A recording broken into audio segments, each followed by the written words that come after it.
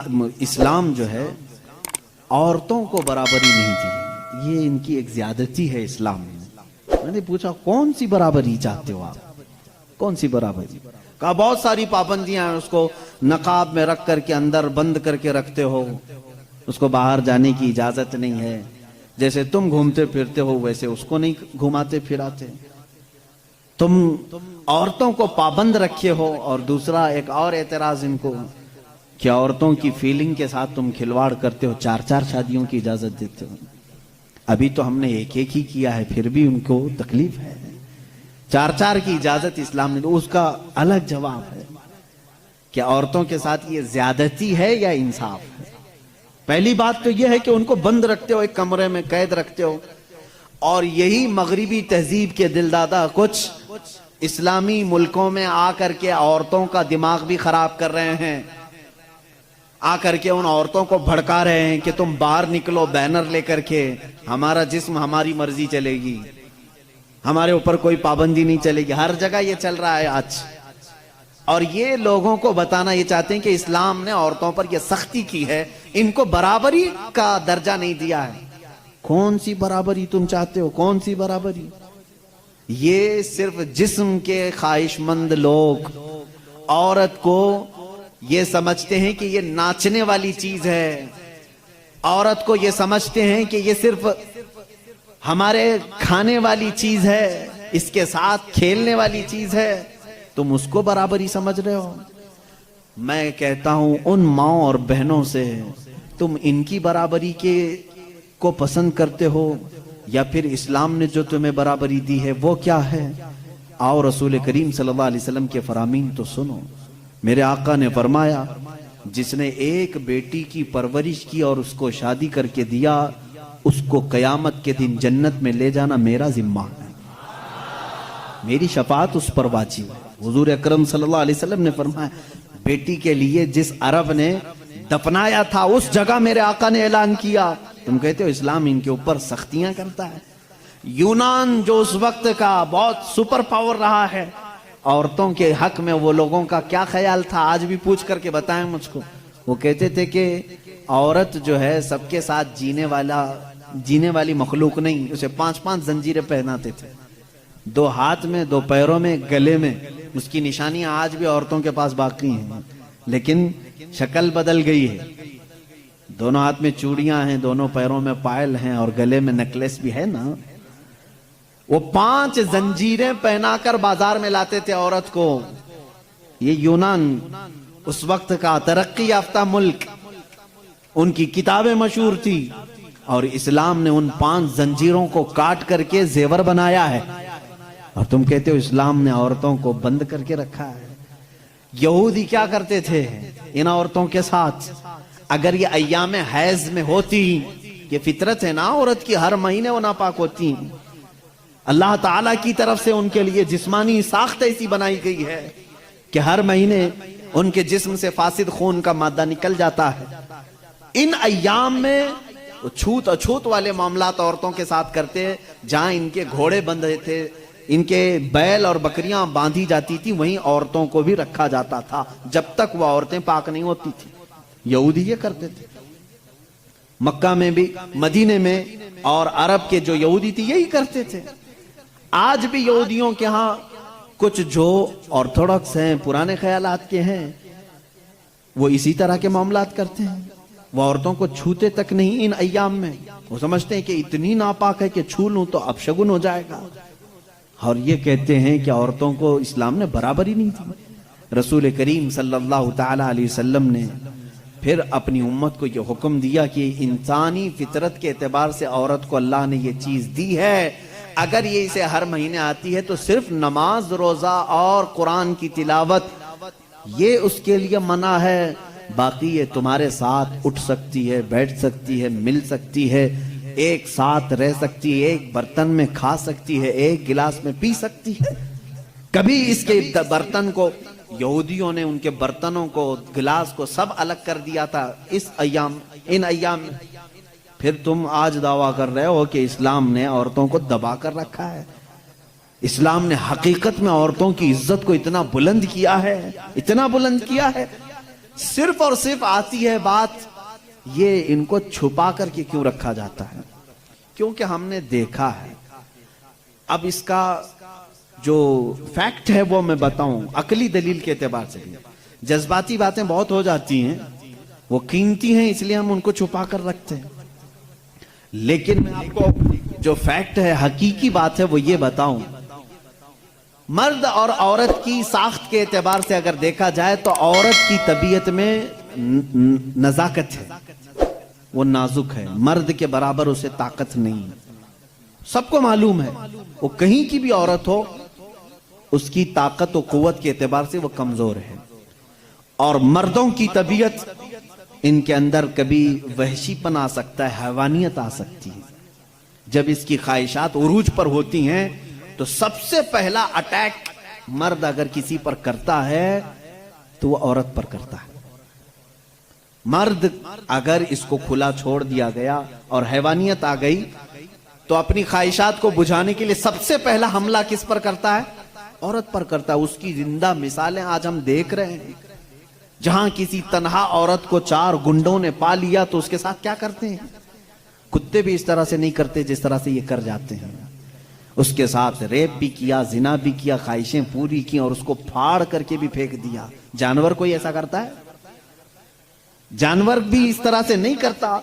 इसका मतलब यह है, रिपोर्ट ये बताती है पूरी दुनिया की कि मर्द के अंदर अगर शहवत का गलबा ज्यादा हो गया और उस वक्त औरत उसे सामने नजर आ गई तो फिर ये अपनी हैवानियत पर उतर कर सकता है, उसका रेप भी, सब कुछ कर सकता है। इसलिए इस्लाम ने हमा वक्त औरतों को कहा कि पता नहीं कहां दरिंदे हैं, तुम हमेशा अपने आप को महफूज रखो। ये नहीं कि पिकनिक पर जाओ तो नाक पर स्कार्फ लगा लो, यहां बुरे लोग हैं, खाली यही कपल अच्छे हैं, दूसरों की नजर पड़ जाएगी। इस्लाम ने हर वक्त के लिए औरत को यह कहा है कि तू अपनी हिफाजत की जिम्मेदारी खुद रख ले, इसलिए कि तेरे जिस्म को देखने के बाद कई ऐसे मर्द हैं जिनकी ख्वाहिशात अंगड़ाइयां लेती हैं और फिर वो हमला कर सकते हैं। तुम्हारी जान का भी खतरा है इसमें, सिर्फ इज्जत लूटने का नहीं, जान का खतरा है।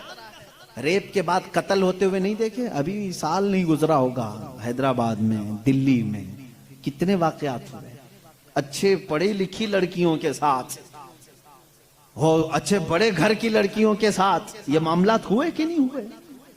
अब ये जब हम जवाब देते हैं तो वो ये कहते हैं कि मर्दों को आप तलकीन करें कि वो औरतों को छेड़छाड़ ना करें। ये तो ऐसी बात हो गई कि गोश्त को खुला रख करके कौवों को नसीहत करो, बेटा अच्छे से रहो, अखलाक में रहो। अरे कौवा है, वो गोश्त खुला रखा है। हम कौवों को सुधार नहीं सकते लेकिन गोश्त को ढक तो सकते हैं। हमारे पास यही फार्मूला है। हम कहां पूरे दुनिया के मर्दों की आंखों को संभालें। हालांकि कुरान ने हर मोमिन को कहा है वकुल्लिल मुमिनीन यगुद्दू मिन अबसारिहिम, ऐ महबूब सारे ईमान वालों से कह दें कि वो अपनी आंखें नीची रखें। इस्लाम ने समझा तो दिया है मर्दों को, लेकिन इनकी सिक्योरिटी का भी एहतमाम किया है, जिसको ये समझ रहे हैं कि ये पाबंदी बहुत ज्यादा है, बहुत मुश्किल है, ये पाबंदी है, बहुत ज्यादा मुश्किल है। जिन लोगों ने कहा था कि ये इस्लाम की जोर जबरदस्ती है, औरतों को इतना कैद करके रखते हैं, बेचारे आज 12-12 घंटे हॉस्पिटल में पूरा का पूरा नकाब पहने हुए हैं, पूरा का, और ऐसा नकाब पहने हुए हैं कि हवा भी आना मुश्किल हो जाती है। और हम तो बुरके बेचने वाले मशहूर थे, बुरके बेचने वाले मशहूर थे। आज पूरी मगरिबी दुनिया मशहूर हो गई। पीपी किट नाम रखा है तुमने, बुरके ही बेच रहे हो, बेच रहे हो। हम तो सिर्फ हिफाजत औरतों के जिस्मों की कर रहे थे, तुमने तो बुरका अब मर्दों को भी पहना है, सबको पहना है। अब इनसे पूछो क्यों अब सख्ती नहीं है? ये किसी के जिस्म को इतना ढांक करके रखना ये जोर जबरदस्ती नहीं है? तुम कहते हो इस्लाम इतनी सख्ती लेकर के आया है कि औरतों को बंद करके रखा। अब ये जवाब नहीं, वायरस फैला हुआ है, वायरस फैला हुआ है, जिस्म को लग ना जाए। अरे नादान, यही तो 1400 साल से हम कह रहे थे, इंसानों की आंखों का वायरस भी फैला हुआ है, कहीं हमारी बच्चियां गैर महफूज ना हो जाएं। कहीं किसी के जिस्म में ये बातें, ये आंखों का जहर सरायत ना कर जाए, इनके दिल बहक ना जाएं। और मैं बहुत पहले से कहता आ रहा हूं, तहकीक ये बताती है कि मर्द की आंखें जब इसमें ख्वाहिश पैदा होती है ना, एक जहरीला मादा निकलता है, जहरीला मादा निकलता है। आप देखो गौर से किसी चीज को, नजर लगती है ना, सबका ये तो मामूल है, नजर लगती है, वो उसकी नजर लग गई, इसकी नजर लग गई, तकरीबन सब लोग मानते हैं नजर लगती है। और इस्लाम भी कहता है अल ऐनु हक्कुन, नजर लगती है। बल्कि मेरे आका सल्लल्लाहु अलैहि वसल्लम ने यहां तक फरमाया, मेरी उम्मत में सबसे ज्यादा मौत अगर किसी कारण से होगी तो नजर बद से होगी। हुजूर ने फरमाया है, तबई नेचुरल डेथ के बाद, नेचुरल तबई मौत के बाद अगर किसी वजह से, किसी बीमारी से सबसे ज्यादा मौत होती है तो नजर बद से होती है। वो पता नहीं होता सबको, उसकी अलामतें तक हुजूर सल्लल्लाहु अलैहि वसल्लम की अहादीस में गिनाई गई हैं। नजर बद हो जाए तो कैसे पता चलेगा, जिस्म के अंदर कैसी तब्दीलियां होती हैं कि पता चल गया कि नजर लगी है, वो फिर कभी मैं अर्ज करूंगा। लेकिन नजर लगती है ये सबको मालूम है। और जदीद तहकीकात के एतबार से भी अगर मैं आपको बात करूं, फूल को अगर ज्यादा देर तक तुम देखते रहोगे तो मुरझा जाएगा, क्योंकि हमारी आंखों का जहर उस पर पड़ता है और उसकी तबीयत मुरझा जाती है। वो जितना अपने टहनी में लग करके जितनी देर तक ताजा रह सकता है, तुम्हारे हाथ में आने के बाद उतनी देर ताजा नहीं रहेगा, क्योंकि कुछ बैक्टीरिया हमारे अंदर हैं और आंखों से निकलने वाली चीजें भी हैं।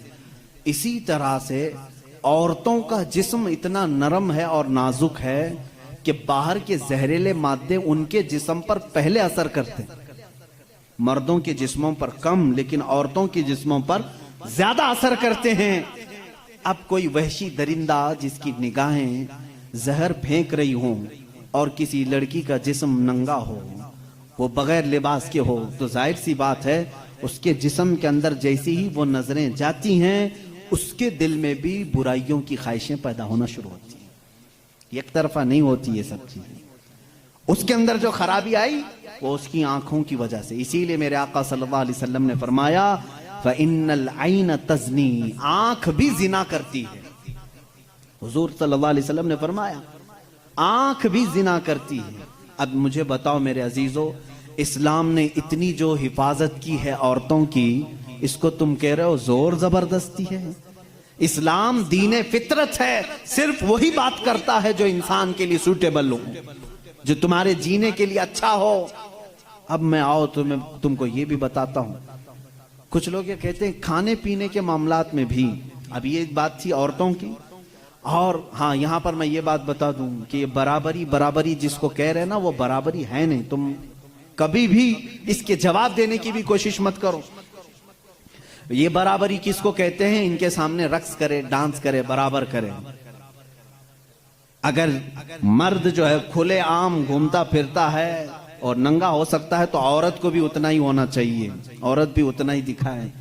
तो ये तो ऐसी बराबरी है कि इतना अगर शौक है बराबरी का, तो फिर ऐसा करो, अपनी बीवी के साथ मुआयदा कर लो, 1 साल तू बच्चा देगी, 1 साल मैं बच्चा देता हूं। ये बराबरी करने की चीज है? अरे सारा बच्चों का दर्द औरत ही क्यों सहे, तुम भी थोड़ा सा पार्टनरशिप में ले लो।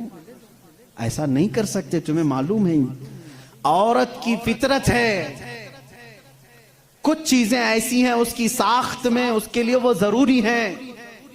और इस्लाम ये समझता है कि औरत के लिए उसके घर में रहना ज्यादा सूटेबल है बनिस्बत बाहर घूमने फिरने के। खुले आम रहने से ज्यादा अगर महफूज कोई औरत हो सकती है तो वो पर्दे में रह सकती है। इसलिए इस्लाम ने उसको पर्दे का हुक्म दिया, उस पर जोर जबरदस्ती नहीं, पाबंदी नहीं। उसकी फितरत है वो, उसे जितना महफूज रख सकते हो। अब खरीदने वाली चीजों में ही आप देख लेना, अब उसको मैं अकली तौर पर अगर आपको बताऊं, कुछ चीजें ऐसी हैं आप खरीद कर, आलू प्याज लेकर के आए, आलू प्याज लेकर के आए, आपके किचन में आपने उसको किसी बुट्टी में रख दिया, टोकरे में रख दिया, कहीं पर भी रख दिया, चल जाता है, रख दिया। लेकिन साथ में आपने कुछ गोश्त खरीदा, कुछ टमाटे, कुछ दही, बाहर नहीं, फ्रीजर में रखना पड़ता है। भाई इनको दोनों को बराबरी दो। दही को भी टोकरे में क्यों नहीं रखते, गोश्त को भी बाहर ये इस टोकरे में क्यों नहीं रखते? आप खुद कहेंगे। कुछ चीजें ऐसी होती हैं जिनकी सेफ्टी फ्रीजर के अंदर है, कुछ चीजें ऐसी हैं कि वो बाहर रह करके भी सलामत हैं। जब तुम्हें दुनिया के हर निजाम में ये बात समझ में आती है तो अल्लाह ने मर्द और औरत को पैदा ही ऐसा किया है कि मर्द अगर बाहर रहे तो सेफ है, उसके जिस्म की साख्त ऐसी है, लेकिन औरत घर के अंदर ज्यादा सेफ है। इसलिए इस्लाम ने उसे पर्दे का हुक्म दिया है। बात समझ में आ गई? इस्लाम ने जोर जबरदस्ती उसको पाबंद नहीं बनाया, जोर जबरदस्ती पाबंद नहीं बनाया। बहरहाल ये एक बहुत बड़ा उन्वान है। औरतों के हुकूक की बात अगर कोई ऐसा बंदा करता तो समझ में आता जो औरतों को मर्तबे में बढ़ा करके यूं कहे कि औरत के कदमों के नीचे जन्नत है। अगर कोई ऐसा शख्स कहता तो बात समझ में आती जो ये कहे कि बीवी को एक लुकमा खिलाओ तो सदक़े का सवाब है। अगर कोई ऐसा शख्स कहता जो ये कहे कि एक बेटी को पाल कर निकाह कर दो तो जन्नत वाजिब है, इनके पास ये कोई भी चीज नहीं, बल्कि ये जिस औरत की बात कर रहे हैं इनके लिए वो अपने नफ्स की ख्वाहिशात पूरी करने की एक मशीन है बस। और अगर मेरी बात सही नहीं है तो चलो मगरिबी दुनिया में मैं तुम्हें दिखा दूं कि वहां शादी किसे कहते हैं, तलाक किसे कहते हैं, बच्चों का निजाम क्या है। कसरत से पूरे यूरोप में आपको मैं बताऊं, वहां शादी का निजाम तक खत्म करके रखा गया है। जो लड़की पसंद आई उसके साथ रहते रहो, बच्चे भी हो जाएंगे। दो दो बच्चों के बाद वो लोग फैसला करते हैं आप शादी कर लें। अब शादी करने का बराबर टाइम आ गया, हम लोगों की अंडरस्टैंडिंग हो चुकी है। ये है फैक्ट बता रहा हूं मैं आपको। कई ऐसी शादियां हैं वहां पर जो बच्चे होने के बाद करते हैं कोर्ट में जाकर के। तो तुमने औरत को बराबरी नहीं बल्कि अपनी ख्वाहिशात की एक मशीन समझा है। इस्लाम जो बराबरी देता है वो कैसी बराबरी है? ये इस्लाम ही तो है जो औरत को इतनी इज्जत के साथ घर लाने का हुक्म देता है, इतनी इज्जत के साथ। अगर उसको कुछ खुराफाती लोगों ने बुरा कर दिया तो अलग बात है, बल्कि हमारे यहाँ जो निकाह का सिस्टम है वो इतना पाकीज़ा है कि मर्द को कहा गया है कि औरत के आने से पहले अपने घर का इंतजाम हो जाए। वो कहाँ ला करके रख रहा है, बल्कि औरत को इसी तरह से भगा कर लाने का निजाम इस्लाम में नहीं है, बल्कि औरत के लिए एक बाज़ाब्ता पूरी महफिल का इनेकाद होता है। उसकी रजा पूछी जाती है, पहले उससे पूछा जाता है तू राजी है या नहीं। बहुत सारे ऐसे दीन हैं, बहुत सारे ऐसे रिलीजियन हैं, मैं नाम फिर नहीं जिक्र कर रहा हूं, जहां पर औरतों को इजहार राय का हक ही नहीं। उनके बड़े जो फैसला कर लिए वो हो गई बात। चाइना में बहुत सारे ऐसे कबीले आज भी हैं जहां उनके माँ बाप अपनी बच्चियों को ले जाकर किसी के भी कोठे पर छोड़ जाती हैं जहां उन्हें पसंद आ जाए। इस्लाम औरत की इज्जत इतनी देता है, जब तक वो अपनी रजा का इजहार नहीं करती काजी की मजाल नहीं कि वो निकाह पढ़ा सके। हम खुद खड़े रहते हैं जब तक इजाजत नहीं आती। पहले हम औरत की इजाजत लेकर के आते हैं और फिर औरत को उसका हक महर देने का हुक्म भी मर्द को दिया गया है कि वो तुम्हें अपनी जिंदगी छोड़कर आ रही है, अपना घर छोड़ करके आ रही है, उसका हक महर अदा करो। और लाने के बाद जानते हैं मेरे आका सल्लल्लाहु ताला अलैहि वसल्लम की तालीमात क्या है? अल्लाहु अकबर। हुजूर अकरम सल्लल्लाहु अलैहि वसल्लम ने ताकीद के साथ फरमाया है कि औरतों के साथ सख्ती ना करो। अपने आखिरी खुतबे में हुजूर ने अरफात के मैदान में ये बात तक फरमाई, औरतों के मामलात में अल्लाह से डरो, हद से ज्यादा ना बढ़ो, औरतों के साथ इतनी सख्ती ना करो। मारने को मना किया, कभी इनके चेहरे पर ना मारना, कभी इनके खानदान को ताना ना मारना, कभी इनको इतनी बुरी गाली ना देना कि दिल टूट जाए। ये तमाम अहकाम इस्लाम ने इसी औरत की इज्जत ही के लिए तो दिए हैं। और फिर जिस वक्त वो आए, बुजुर्गों ने ये रिवाज भी रखा है कि हम अपनी बेटियों को अपने घरों से कुरान पाक देकर के रुखसत करते हैं, कुरान के साथ उसे भेजते हैं। और घर लाने के बाद जानते हैं ये आला हज़रत रज़ियल्लाहु ताला अन्हु ने लिखा भी है। आला हज़रत फरमाते हैं जब नई दुल्हन घर में आए तो उसके पैरों का धुवन जो है वो अगर घर के चारों कोनों में डालो तो बरकत आए। वो आ रही है अपना रिस्क लेकर के आ रही है, अपना रिस्क लेकर के आ रही है, यहां तक हमारे लिए कहा गया। बल्कि दूल्हे को यह भी कहा गया, इसी ये बयान में सारी बातें नौजवानों को समझ में भी आ जाएंगी। निकाह की पहली रात उसे कहा गया कि तू अपने घर लाया है दुल्हन को, तो सबसे पहले उसके ही दुपट्टे को तू मुसल्ला बना और उस पर सजदा कर। ये हुक्म है। औरत की इज्जत ना होती तो हम मुसल्ला बनाते उसके दुपट्टे को। पहली रात कहा गया है। ये और बात है कि मालूमात नहीं है नौजवानों को कि शादी के बाद पहली रात, ये भी सीखने की जरूरत है। उलमा से ये तमाम चीजें पूछ लेना चाहिए जिसकी शादी हो रही है। दुल्हन आ रही है तो हम उसकी इज्जत ही के लिए तो ये तमाम काम कर रहे हैं। और उसके बाद हुक्म ये दिया गया कि सबसे पहले उसके साथ बातचीत की शुरुआत करने से पहले उसकी पेशानी पर हाथ रखकर अल्लाह की बारगाह में ये कहो, ऐ अल्लाह, इसके अंदर जितनी तूने अच्छाइयां रखी हैं वो सब अच्छाइयां मुझे अता कर दे, और जितनी इसके अंदर बुराइयां हैं उन तमाम बुराइयों से मुझे तू बचा दे। यहां से तू शुरुआत कर। जाहिर सी बात है, मैंने उस वक्त महसूस किया, चंद दिनों पहले एक नौजवान को तलकीन कर रहे थे, पेशानी पर जहां बाल उगते हैं वहां हाथ रख करके दुआ करना। तो उसने पूछा कि हजरत दुआ तो ऐसी ही कर सकते हैं, पेशानी पर क्या? मैं भी चौंक गया। इसको मैं बताऊं, मेरे एक उस्ताद से मैंने पूछा क्या ऐसा है कि अपनी दुल्हन की पेशानी पर हाथ रख करके इस तरह दुआ करना चाहिए? उन्होंने कहा हाँ है। दुआ तो कैसे भी करें, हाथ ना रखें और हाथ छोड़ें, हाथ उठाएं, सब दुआ अल्लाह सुनता है, लेकिन इसलिए पेशानी पर रख करके दुआ करने के लिए कहा गया कि वो आज अपने वालिदैन को छोड़ करके आई है, उसके वसीले से अल्लाह जल्दी दुआ कबूल करेगा। उसका दिल मगमूम है, वो गमगीन है, और गमज़दा लोगों के साथ मेरा मौला है। वो अपने वालिदैन को छोड़ करके तेरे घर आई है, वो मगमूम है, बहुत गमज़दा है। आज उसकी पेशानी पर हाथ रख करके दुआ करो। मेरा उसी दिन ये जहन समझ गया कि इस्लाम ने औरत को वो मकाम दिया है, वो इज्जत दी है। हमने उसको अपने जिस्मों को सुकून पहुंचाने वाला आला नहीं समझा, मशीन नहीं समझा, बल्कि हकीकी मुस्लिम वो है जो अपनी औरत की इज्जत भी करे, एहतराम भी करे। अल्लाह के रसूल सल्लल्लाहु तआला अलैहि वसल्लम ने जो फरामीन दिए हैं, अजीज़ा ने गिरामी वक़ात, ये निकाह के इस सिस्टम को भी मैं आपको बताऊं। कुछ तो वो हैं जो ये इस्लाम के खिलाफ भौंक रहे हैं कि औरतों के ऊपर जोर जबरदस्ती होती है इस्लाम में, और दूसरों की क्या बात करूं, हमारे हिंदुस्तान पर बैठा हुआ मैं क्या बताऊं, ये भी बड़ी औरतों की,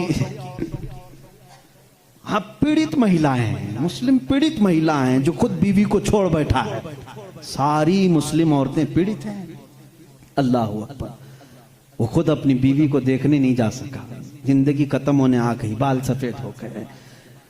पीड़ित महिलाएं हैं मुसलमान। हाँ, अगर ए मुसलमानों कोई भी हम में से औरत पर जोर जबरदस्ती करता है, याद रखो मैं तुम्हें बताऊं कि कुरान की क़यामत के दिन अल्लाह जानवरों पर भी उठाए हुए हाथ का फैसला लेगा। तो औरत की बात तो दूर की है, मेरा अकीदा तो यह है, एक औरत ने बिल्ली को बांध रखा था, बुखारी शरीफ में है, वो मर गई बिल्ली, और वो औरत बहुत इबादत गुजार थी, लेकिन अल्लाह ताला ने फैसला फरमाया कि इस औरत को जहन्नम में डालो।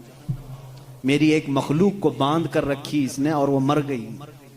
हमारा तो अकीदा यह है, तुम औरतों पर अगर जुल्म करते हो तो तुम जिम्मेदार हो, लेकिन इस्लाम नहीं। इस्लाम वो कामिल दीन है। ये बेचारे क्या पढ़ पाएंगे जिनको कभी ढंग की स्पेलिंग नहीं आती, कभी हाँ, ये एक ऐसा होता है कि डमरू बजाओ तो कोई नाचता है। इसी तरह से कुछ लोग पीछे से कुछ लिख करके दें, कुछ बयान करने के लिए, तो कुछ लोग कह जाते हैं, उनको खुद नॉलेज नहीं होती। ऐसे ही कुछ लोग इस्लाम पर भी भोंकते हैं। अब अगर ये टॉपिक अगर मैं छेड़ूं 3 तलाक के, तो और बड़े मामलात हैं। 3 तलाक के लिए इस्लाम ने जोर जबरदस्ती की है। औरतों पर जुल्म है, ये पीड़ित हैं, ये महिलाएं हैं, इनको इंसाफ दिलाना चाहिए। 3 तलाक देना, पहली बात ये समझे ही नहीं।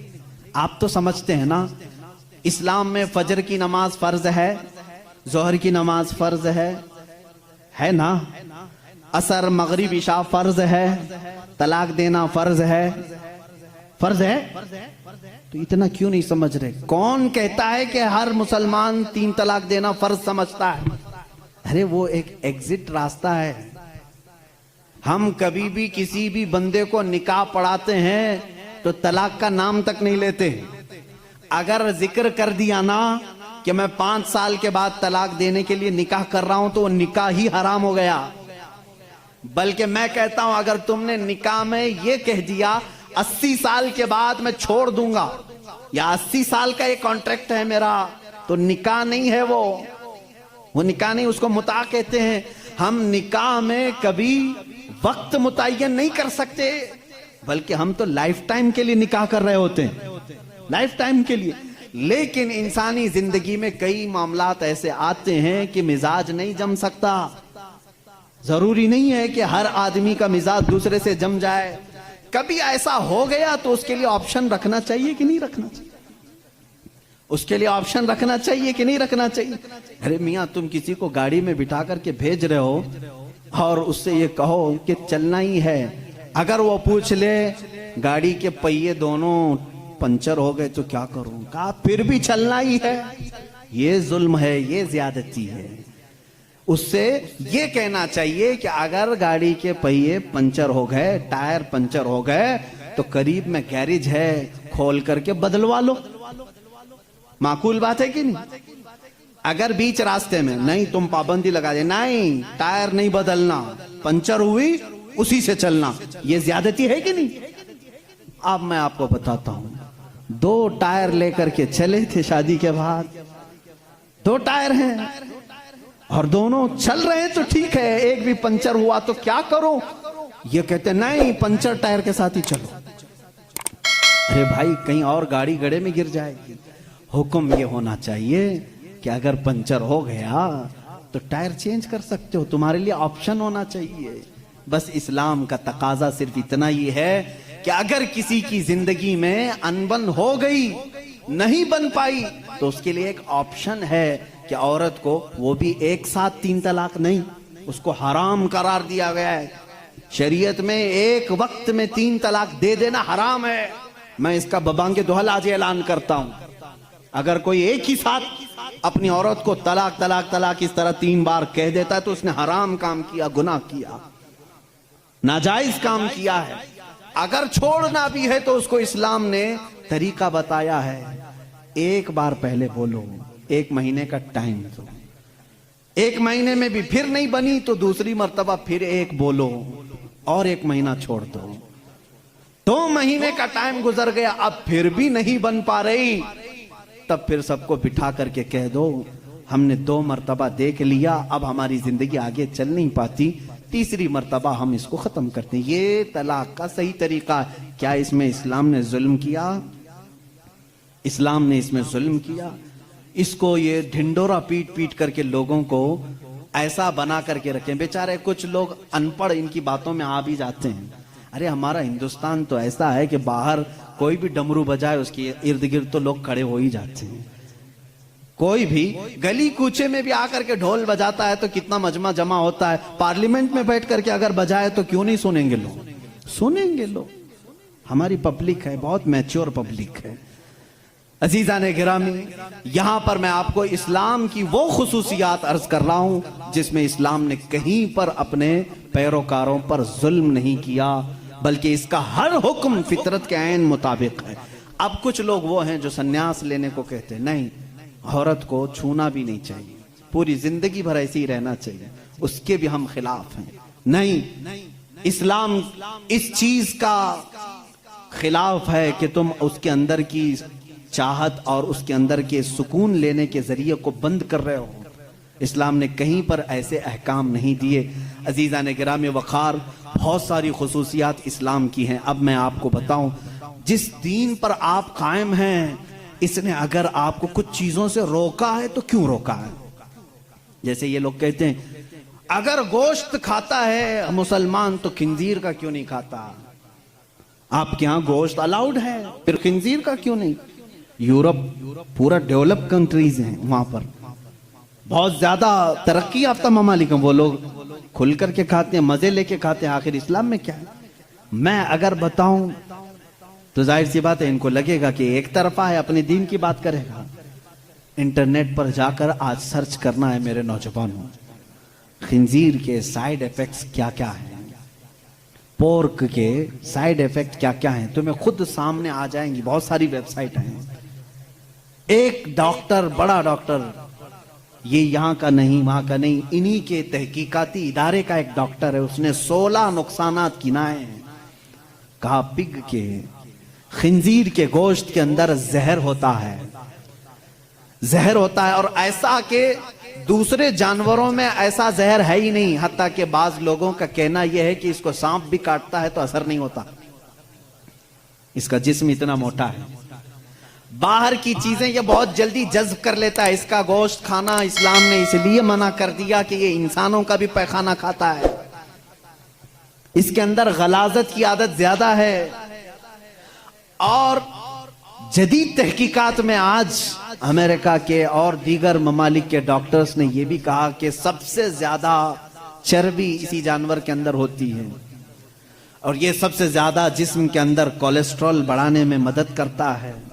हत्ता के खिंजीर का गोश्त खाने वालों पर तहकीक की गई, उनके ऊपर तहकीक की गई, तो ये बात सामने आई कि उनके अंदर हैवानियत, सेक्स करने की आदत बहुत ज्यादा पाई गई, बहुत ज्यादा पाई गई, हैवानियत ज्यादा आ गई, शर्म और हया नहीं रही। इसीलिए देखते नहीं पूरे अंग्रेज नंगे रहते हैं, उनके अंदर हया नहीं रह गई।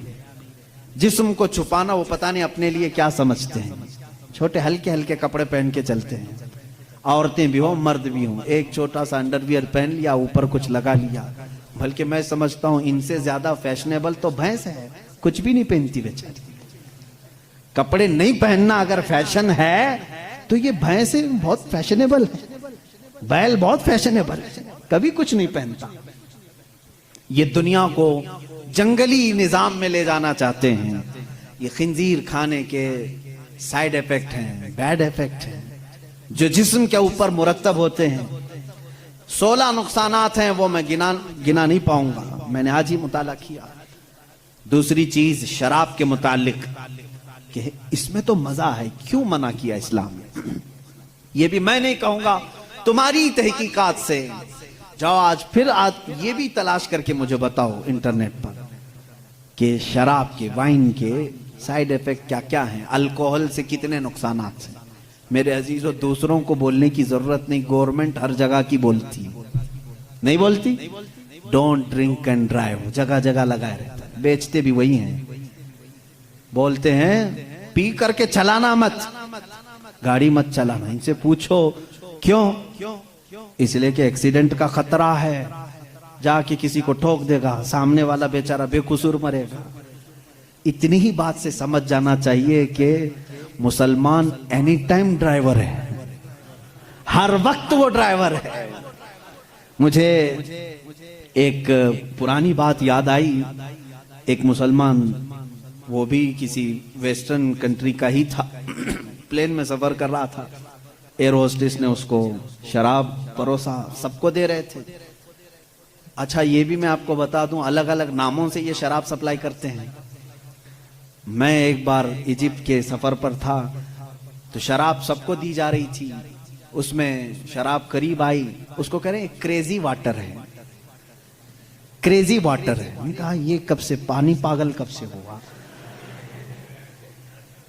तो बाद में बगल में बैठे हुए एक साहब ने कहा ये वाइन ही है, उसको बहुत ज्यादा इतना रिफाइन कर दिया जाता है कि उसका ये लोग क्रेजी वाटर का नाम दिए हैं। है तो शराब ही, जग अलग अलग नामों से बेचे जा रहे हैं।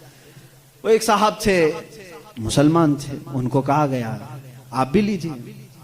उसने कहा मैं मुसलमान हूं, मैं नहीं पीता। ये उनके लिए बहुत बड़ा दिक्कत वाला जवाब होता है। नहीं पीते अलग बात है, ये कहना मैं मुसलमान हूं नहीं पीता, ये चुप जाता है। वो खड़ी हो गई, सारे लोग पी रहे हैं, आप क्यों नहीं पीते? इसमें जिस्म को सुकून है, राहत है, आप आराम से सो जाएंगे जब तक सफर कट जाएगा, पी ले आप। तो उस बंदे ने कुछ भी उसके साथ आर्ग्यूमेंट नहीं किया, ज्यादा नहीं किया, बस इतना कहा आप कहती हो पी लूं, मेरी एक शर्त है, ये शराब पहले पायलट को पिलाना। अगर पायलट पी लिया और मस्त हो गया तो बाद में मेरे पास आना। वो कहने लगी ऐसा नहीं होता, रूल के खिलाफ है, don't drink and drive. Pilot नहीं पी सकता, पायलट को शराब हम नहीं दे सकते जाकर के। कहा क्यों? अरे वो इतने लोगों को लेके चल रहा है हवा में और उसके ऊपर बहुत सारी जिम्मेदारियां हैं, वो जब ड्यूटी खत्म करेगा तब पिएगा। उसने कहा, उस मुसलमान ने, हू बहु इस्लाम भी यही कहता है, ऐ मुसलमान तेरे कंधों पर पूरे इस्लाम की जिम्मेदारी है। तू जब चल रहा है तो तेरे पीछे पूरी एक नस्ल है, कहीं तेरा कदम डगमगा गया तो पूरी नस्लें डगमगा जाएंगी। तुम ड्राइवर हो, तुम नशे में नहीं चल सकते हैं, इसलिए इस्लाम ने मना किया। कहा वो पीता है पायलट ड्यूटी होने के बाद। उस मुस्लिम ने कहा, मेरे रब ने भी कहा है, आजा जन्नत में शराबन तहूरा पिलाऊंगा। जब यहां की ड्यूटी खत्म होगी मैं भी जाऊंगा, पीऊंगा वो शराबन तहूरा है जो जन्नत में दी जाएगी। ऐ मेरे अजीजों, जिन्होंने दुनिया में अपने जिस्मों को अल्कोहल से खराब कर दिया, उनके लिए जन्नत का मशरूब नहीं, उनके लिए जन्नत की शराबन तहूरा नहीं। अपने मुंह को जिन्होंने यहां महफूज रखा है, उनके लिए अल्लाह का वादा है, उन्हें वो शराब तहूर पिलाई जाएगी जिसको आज तक किसी जुबान ने चखा भी नहीं। इंशाअल्लाह अज़ीज़ हम सब के लिए तैयार है। अब यहां पर मैं जो बात कह रहा था, इस्लाम ने शराब से इसलिए मना किया है कि शराब के नुकसानात गिनाएं। है मेरे अजीजों, इनको खुद को मालूम है, ये मना करते हैं शराब पीने के लिए। ड्राइवर्स को मना किया गया है, बहुत सारे लोगों को मना करते हैं, डॉक्टर्स मना करते हैं, लीवर खराब हो जाएंगे, किडनी खराब हो जाएंगे।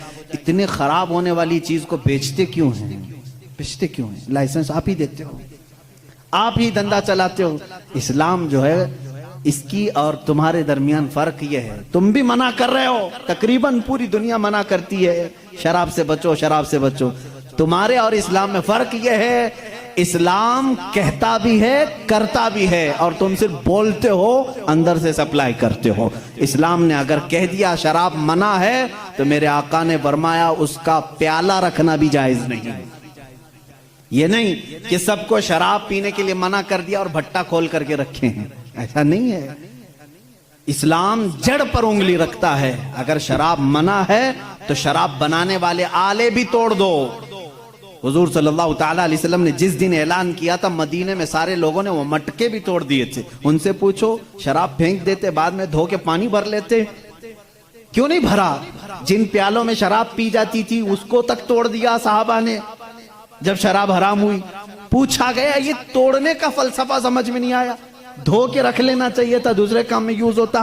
कहा ना, इस्लाम की हिकमत ये है कि बाद में कभी इसको देख करके याद भी ना आए कि इसमें हम पीते थे, याद भी ना आए, इसको तोड़ दो जिसमें शराब रखी जाती थी। इस्लाम वहां तक की पाबंदी लगा चुका है मेरे अजीजों। बहुत सारी खुसूसियात हैं, जिस दीन पर आप कायम हो यही कामिल दीन है, यही अकमल दीन है, इसमें नक्स और ऐब की एक भी गुंजाइश नहीं। मेरा टॉपिक और तवील था, लेकिन वक्त की गुंजाइश नहीं है, हमें जल्दी बात समेटने का कहा भी गया है। कल से इंशाअल्लाह अज़ीज़ मैं और जल्दी शुरू करने की कोशिश करूंगा, ताकि आप तमाम हजरात अपने वक्त पर जल्द से जल्द पहुंच जाएं। आखिरी मेरी चंद बातें ये सुन लो, जिस दीन फितरत पर आज हम सब अमल कर रहे हैं, ऐ मेरे गयूर नौजवानों, मैंने कल भी ये बात कही थी कि कभी अपने आप को हल्का मत समझना। तुम जिस दीन पर कायम हो, फख्र से कहोगे कि मैं मुस्लिम हूं, फख्र से कहोगे अल्हम्दुलिल्लाह मैं इस्लाम पर हूं। क्योंकि दुनिया आज इस तरह के प्रोपेगेंडे फैला रही है, ये टीवी मीडिया के जरिए, ये दज्जाली मीडिया है जो पूरे बैठे हुए हैं, ये दज्जाल की फौज है, पूरे हक को बातिल बनाना, बातिल को हक बना करके पेश करना।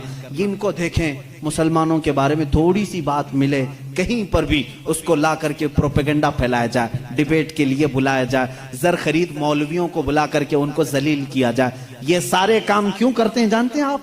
ये टीवी शोज में सिर्फ इसलिए कि ये नौजवान अपने आप को गिल्टी फील करे, अरे क्या यार मैं गलत कर दिया, मुसलमान हो गया।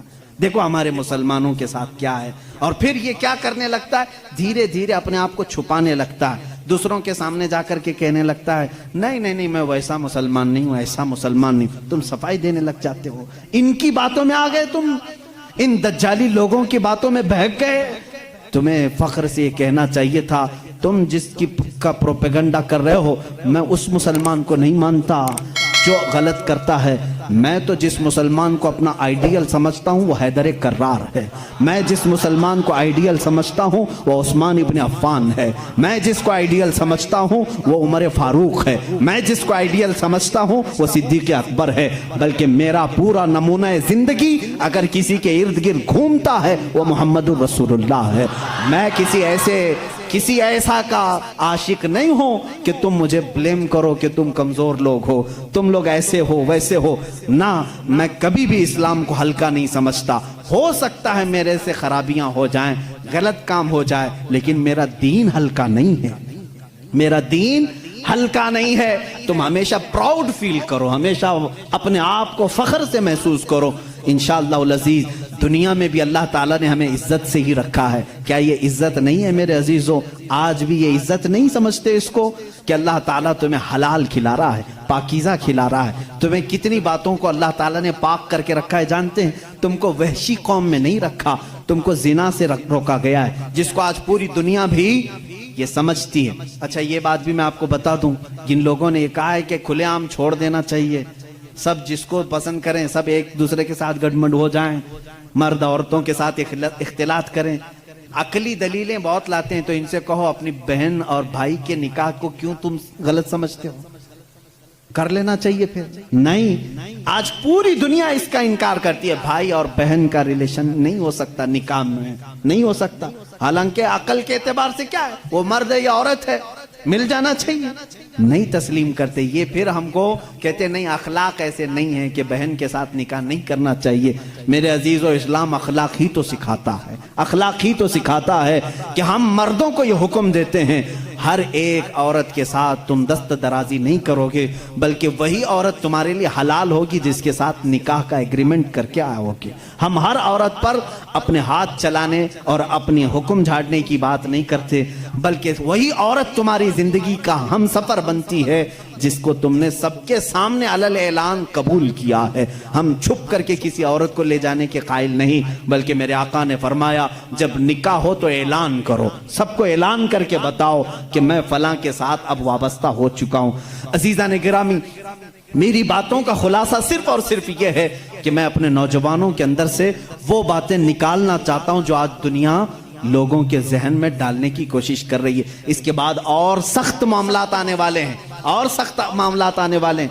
ये मस्जिदों की पिक्स दिखाएंगे, मस्जिदों के फोटो दिखाएंगे, और उसके बाद दहशतगर्दी को दिखाएंगे। मस्जिदों से ये काम होते हैं। क्यों ये सब चीजें करते हैं मालूम? इनको भी मालूम है मस्जिदों में सिर्फ अल्लाह की इबादत होती है, यहाँ झुकते हैं, बात अपने रब की करते हैं, सबको मालूम है। लेकिन वो सिर्फ और सिर्फ तुम्हारे दिलों में ये डालना चाहते हैं कि तुम कभी कभार गिल्टी फील करो, अपने आप को कमजोर समझो। मुसलमान होना मेरी गलती थी, मुसलमान होना मेरा गुनाह था, ये तुमको बावर कराना चाहते हैं। मुआज़ अल्लाह, कभी ना आने देना। और इंशाअल्लाह अज़ीज़ मैं ये सब चीजें बोलता रहूंगा, चाहे ये पूरी मीडिया मिल करके हमारे बच्चों को वरगलाने की कोशिश करे। मेरे रब की ज़ात से मुझे यकीन है, मैं साल में एक बार कहूंगा, इंशाअल्लाह ये नौजवानों के दिलों से खौफ निकलेगा, निकलेगा, खौफ निकलेगा। आप अपने फख्र के साथ इस्लाम से वाबस्ता रहेंगे, इसलिए कि मैं किसी मुजरिम दीन से ताल्लुक नहीं रखता, मैं किसी पापी दीन से ताल्लुक नहीं रखता, बल्कि मैं उस दीन से वाबस्ता हूँ जहाँ रसूल करीम सल्लल्लाहु तआला अलैहि वसल्लम ने हमें यह सिखाया है कि अगर सिद्दीक़ अकबर के पास एक यहूदी औरत दरखास्त लेकर के आती है, मुझे मदीना सेफ नहीं लग रहा, मुझे यमन जाने दो, यहूदी थी, सिद्दीक़ अकबर के पास उसने दरखास्त दी। हजरत अबू बकर सिद्दीक ने ऊँटनी मंगवाई, 2 सहाबा, जवान सहाबा से कहा इसको यमन तक छोड़ाओ। किसकी औरत थी? हमारी नहीं, यहूदी औरत थी। अब उसी यहूदी औरत से सुनो, ये 2 नौजवान कैसे लेकर के गए, यमन तक छोड़ने के लिए गए। वो औरत यमन पहुंची तो वहां जाकर के उसका अलग ही मामला था। ये दोनों नौजवानों के बारे में वो बताती है, सारे लोगों को जमा करके, मैं समझती थी कि मदीना सेफ नहीं है, सारे मुसलमान जमा हो गए, अब यहाँ पर सब मुसलमान भर गए, लेकिन मैंने ये 2 नौजवानों को देखा, मदीने से लेकर यमन तक ये मेरे साथ आए, लेकिन एक बार भी इन्होंने सर उठाकर मेरी तरफ देखा नहीं। जब कभी कोई चौकी आती, चेकिंग पॉइंट आता था, सहाबा होते थे, तो ये दोनों नौजवान आगे बढ़ करके कहते, सिद्दीक अकबर खलीफतुल मुस्लिमीन का भेजा हुआ मुसाफिर है, दरवाजा खोल दिया जाए और आगे जाने की इजाजत दी जाए। वो जो पुलिस खड़ी होती थी सिद्दीक अकबर की, वो तक ऊपर नहीं देखते थे, इसलिए कि मदीने से कोई यहूदी औरत को छोड़ने के लिए यमन जा रहा है। एक दो सहाबा का काफिला, उस दिन वो औरत कहती है यमन में सबको जमा करके, ऐ लोगों मैं आई तो थी मदीना सेफ नहीं समझ करके, सब तुम गवाह हो जाओ, मैं इस्लाम में जाती हूँ वहीं सेफ्टी लग रही है। हमें वो मुआशरा मेरे रसूल ने अता किया है। रसूल करीम सल्लल्लाहु तआला अलैहि वसल्लम ने गिरतों को संभाला है, उठाया है, एक मुकद्दस मुआशरा हमें दिया है। सूद का खात्मा मेरे आका ने किया, और वो भी अरफात के मैदान में खड़े होकर के हुजूर ने फरमाया, ये सूद की जहालत में अपने पैरों से रौंदता हूँ। मेरे आका ने क्या फरमाया? सूद को मैं रौंदता हूँ, जिसको आज अलग अलग नाम दे रहे होंगे, बड्डी कहो, ब्याज कहो, ये हुजूर अकरम ने मना फरमा दिया, रसूल करीम सल्लल्लाहु अलैहि वसल्लम ने। और आज ये तरक्की याफ्ता दुनिया जिसको आज कह रहे हैं, चाहे वो अमेरिका हो, इजराइल हो, यूरोप हो, ये सब के सब आज सूदी निजाम पर चल रहे हैं। पूरा का पूरा इनके यहाँ क्रेडिट का जो सिस्टम है, सूद का जो निजाम है, पूरी दुनिया को सूद खिला रहे हैं। आज सारी बैंकों का निजाम इन्होंने सूदी बना कर रखा है। क्या ये जोर जबरदस्ती नहीं है? एक जरूरतमंद को पैसे देना और उसकी जमीन हड़प लेना, उससे ज्यादा मांग लेना। इस्लाम तो ये कहा है कि अगर किसी को कर्ज की जरूरत है तो बगैर 1 रुपया भी फायदा दिए उसे कर्ज दे सकते हो तो दो। ये इस्लाम है। बल्कि हजरत उमर के जमाने में एक ऐसा शख्स भी आ गया जो किसी से कर्जा लिया था, दे नहीं रहा था, उसने आकर के मुकदमा कर दिया हजरत उमर के पास, और वो रोने लगा। जो कर्जदार था वो रोने लगा, पैसे कुछ भी नहीं है। मदीने वाले ने मुकदमा कर दिया कि ये बाहर का आदमी है, मुझसे कर्जा लिया, बाहर का आदमी है, मदीने का नहीं। हजरत उमर ने कहा पैसे वापस कर रहा है या क्या करेगा? कहा मैं अपने गांव जाकर के लेके आ सकता हूँ, मेरे पास तो नहीं है। कहा तू गांव जाकर वापस आएगा, क्या गारंटी? यहाँ भी बैंकें गारंटी लेती है ना। उमर फारूक रज़ियल्लाहु ताला अन्हु ने पूछा कोई गारंटी है? कहा मुझे मदीने वाले कोई भी नहीं जानते। हाँ वो था मुसलमान या जो भी रहा हो, मजबूर था, मजलूम था, पैसे नहीं थे। पूछा मदीने वालों में से कोई इसकी गारंटी लेगा, कोई गारंटर बनेगा, जामिन बनेगा? तो कोई नहीं था। एक साहबी उठे हजरत अबू दरदा, कहा हजरत उमर से कि मैं इसकी गारंटी लेता हूं। कहा कितने दिन की? कहा उस शख्स से पूछा गया कब तक आएगा? कहा 2 दिन में आऊंगा। हजरत उमर ने कहा अबू दरदा तुम नहीं पहचानते इसको, अगर ये 2 दिन बाद नहीं आया तो तुझे जेल में डालेंगे, तैयार है? कहा ठीक है तैयार है। वो चला गया। 2 दिन गुजर गए, फिर अदालत लगी।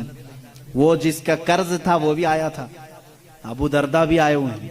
थोड़ी देर गुजरी, मगरिब का वक्त हुआ, वो शख्स आ गया, पैसे लेकर के आया हजरत उमर के पास। कहा बड़ा एहसान आपका, आपने 2 दिन का टाइम दिया, मैं अपना कर्ज लेकर के वापस आ गया हूं। थोड़ा सा कर्ज था, उस पर इंटरेस्ट नहीं, जितना लिया था उतना ला कर दिया, मामला खत्म हुआ। लेकिन अचानक जानते मामला बदल गया। जिसका कर्ज था वो आया हजरत अमीरुल मोमिनीन के पास, कहा मैं माफ करता हूं, मुझे नहीं चाहिए पैसे इसके, इसको वापस दे दें, ये गरीब है, जरूरतमंद है, दे दें इसको। हजरत उमर ने कहा यही बात 2 दिन पहले क्यों नहीं की? वो गया गांव जाकर के लेके आया, आज तुम इसको माफ कर रहे हो? कहा अमीरुल मोमिनीन से। अमीरुल मोमिनीन मैं घर गया तो उसके बाद मुझे ऐसा लगा दिल में कि एक मजबूर जो कर्ज में फंसा हुआ है, अगर मैं आज माफ नहीं करता तो कहीं दुनिया ये ताना ना दे दे कि मोहम्मद के गुलाम माफ नहीं करते। मैंने सिर्फ मेरे आका की तरफ तवज्जो की, इसलिए मैंने आज माफ कर दिया कि कोई उंगली मेरे रसूल की तरफ ना उठाए। हजरत अबू दरदा उसी वक्त खड़े थे। कहा हजरत अमीरुल मोमिनीन ने तुम पहचानते भी नहीं थे, कैसे इसकी गारंटी ले ली?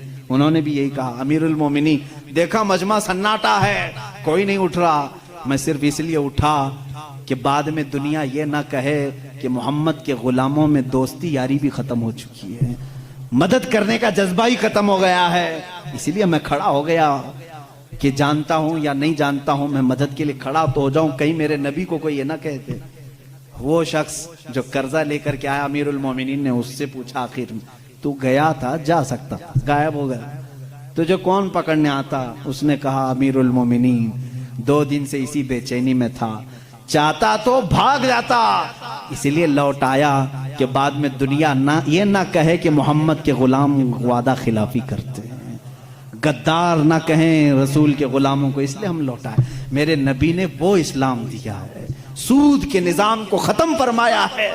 और हुजूर सल्लल्लाहु अलैहि वसल्लम ने फरमाया, जोर जबरदस्ती किसी पर नहीं। हमारे यहाँ किसी काले पर किसी गोरे को फजीलत नहीं, किसी लंबे को किसी नाटे पर फजीलत नहीं, किसी भी बड़े आदमी को अमीर को गरीब पर फजीलत नहीं, बल्कि हमारे यहाँ फजीलत अगर है किसी को सिर्फ तकवा और परहेजगारी पर है। आज जो इस्लाम पर भौंकते हैं वो अपनी जमीन नहीं संभाल पा रहे हैं। अमेरिका में काले गोरे की लड़ाई आज भी चल रही है, आज भी चल रही है। राइट्स इतने हैं, गोरे कालों को मार रहे हैं, काले गोरों को मार रहे हैं। तुम 14 सदियों के बाद इस तरक्की याफ्ता जमाने में काले गोरे का फर्क नहीं मिटा सके, वो हबीबे कायनात सल्लल्लाहु अलैहि वसल्लम 14 सदियों पहले ही निहायती हबशा के रहने वाले काले लोगों में से एक बिलाल को खाने काबा की छत पर चढ़ाया और दुनिया को यह बताया कि वाबस्तगी अगर नबी के गुलामी की हो जाए, रसूल के दामन से कोई वाबस्ता हो जाए, तो उसका मकाम सिर्फ ये कालीन फर्श नहीं बल्कि काबा की छत भी उसके कदमों के नीचे होती। हमारे हजरत बिलाल हबशी को हुजूर ने चढ़ाया कि नहीं चढ़ाया? फतेह मक्का के दिन हजरत अबू बकर थे, हजरत उमर थे, हजरत उस्मान थे, हजरत अली थे रज़वानुल्लाह अलैहिम अजमाइन। इनमें से किसी को खड़े करके कहते चढ़ो ऊपर अजान दे दो ना, हजरत बिलाल को क्यों कहा? पूरी दुनिया को ये बताने के लिए अमीरी गरीबी गुलाम आका का फर्क इस्लाम ने मिटा दिया। अब आका वो होगा जो रसूल का गुलाम होगा। अजीजा ने गिराम वखार, इस्लाम उस दीन को कहते हैं जिसमें ऊंच नीच का फर्क नहीं, जहां अमीरी गरीबी ये सारे सिस्टम नहीं। ये कास्टिज्म कहां से? इस्लाम में नहीं। अगर तुम बिरादरी के फर्क करते हो तो ये जिहालत है। हमारे यहाँ इन तमाम चीजों की मजम्मत की गई है और ये इस्लाम पर भौंकने वाले लोगों से फिर मैं कहता हूं, जरा अपने दामन में झांक करके देख लो। आज भी तुम्हारे यहाँ मार तोड़ है, इस बिरादरी का आदमी इस बिरादरी से शादी नहीं कर सकता। अरे राजस्थान में आज भी है, छोटी बिरादरी वालों को अगर वो आकर के पानी के गिलास को हाथ भी लगा दिए तो उनका गिलास तोड़ दिया जाता है। आज भी है, दलित लोगों के साथ आज भी ये नाइंसाफी है। हिंदुस्तान की बात कर रहा हूं। और इस्लाम उस दीन को कहते हैं जहां सब अमीर गरीब एक हो गए। इसीलिए शायर ने कहा था, शायर मशरिक ने, कि आ गया ऐन लड़ाई में गर वक्त नमाज। ये इस्लाम का फलसफा है। आखिरी में मैं समझा रहा हूं, इस्लाम की इक्विलिटी को, मसावत को तुम क्या समझ सकोगे? आज ये जो बराबरी के हुकूक की बात करते हैं, मैं इनसे कहता हूं जरा कभी किसी दलित को पंडित बना के दिखाओ, किसी दलित को, किसी SC ST को तुम अपने मंदिर का पुजारी बना के देखो। नहीं, अब शगुन हो जाएगा, अब शगुन हो जाएगा। इसको तो हक नहीं, दलित को हक नहीं है कि वो धार्मिक चीजें, बल्कि उत्तर प्रदेश में एक ऐसे प्रोफेसर भी हैं, मैं जब दिल्ली गया था वहां पर उसके बेटे से मुलाकात हुई थी। उन्होंने कहा था वो उसके बाप संस्कृत कितने सालों से पढ़ रहे हैं और पढ़ा रहे हैं, लेकिन हमेशा गांव वाले मारते हैं कि संस्कृत जबान सिर्फ ब्राह्मण लोग पढ़ सकते हैं, तू दलित है। ये कास्टिज्म यहां पर भी चल रहा है। इसके खिलाफ क्यों नहीं कोई कानून लाते?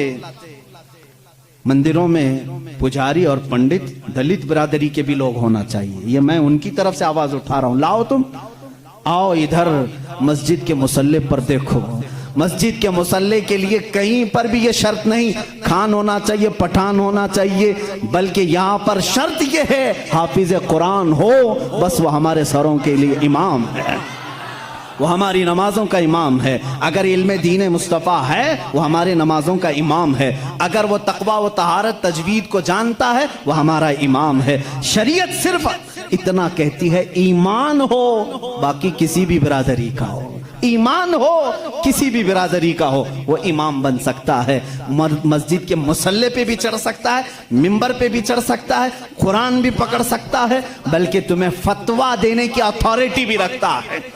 फतवा देने की अथॉरिटी भी रखता है। जानते हैं हमारे कुछ मुफ्तियाने कराम अभी माजी करीब में गुजरे हैं, आज अब भी एक बहुत बड़े फकीह मौजूद हैं, मैं नाम जिक्र नहीं करूंगा, बहुत बड़े फकीह हैं जिनकी ताजीम खुद मुर्शिद गिरामी हुजूर ताजुश शरिया फरमाया करते थे, वो आज भी मौजूद हैं, लेकिन वो एक पंडित के बेटे हैं, वो पंडित के बेटे हैं। शुरू में खुद उनकी घर के माहौल ऐसे थे, पूरे हिंदुआना रस्म रिवाज थे, लेकिन मुजाहिद मिल्लत का काफिला आया था, वो ईमान लाए और दरसे निजामिया पढ़ा, आलिम बने, मुहद्दिस बने, फकीह बने।